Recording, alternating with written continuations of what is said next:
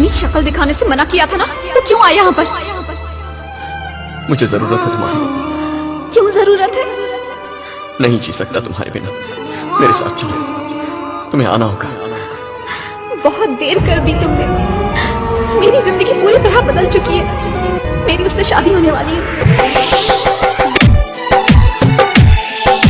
तुमसे दूर जाना गलत फैसला था। और तुमसे प्यार करना मेरी सबसे बड़ी भूल। मुझसे उम्मीद रखना तुम्हारी बेवकूफी होगी। तो तुम मुझसे प्यार नहीं करती? नहीं करती।